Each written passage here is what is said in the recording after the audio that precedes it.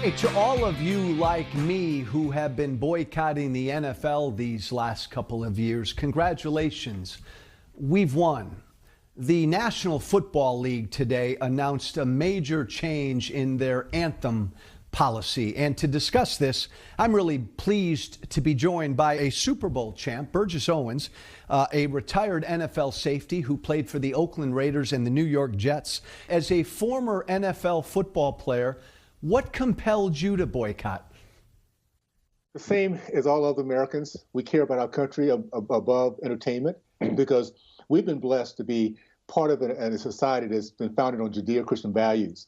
And it's because of those values put in place over 200 years ago, every generation gets better and better at seeing each other inside out, not outside in. We get better at looking at character Amen. and content up until the last 8 years.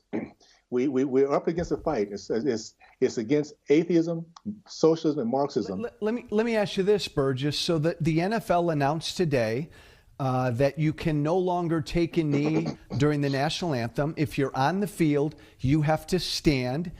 If you can't stand, you've got to stay in the locker room.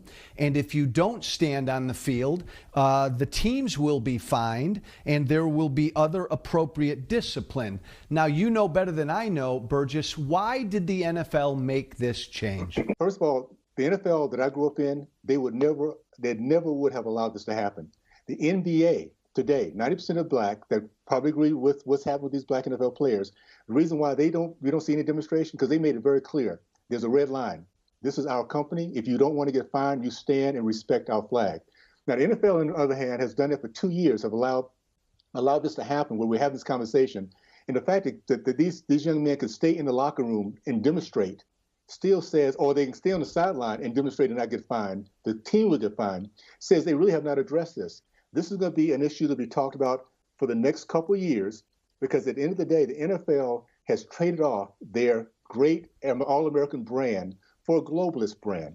They have 10 other international countries out there, China and Germany and France, that they're already moving into. They're already talking about doing a Super Bowl in London.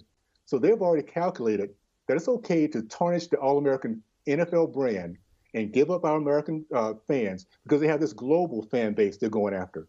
So just to add on to that, realize that the commissioner has a contract of $40 million per year. Only $4 million of that is guaranteed. The other 90% is based on incentives. Well, let me tell you this: if you have Americans tuning off at 9% rate every year, he's not going to meet that criteria. He has to find international foreign fans, and that's what they're going after right now. So they don't mind giving up, and that's what the left does. By the way, they use, abuse, and discard.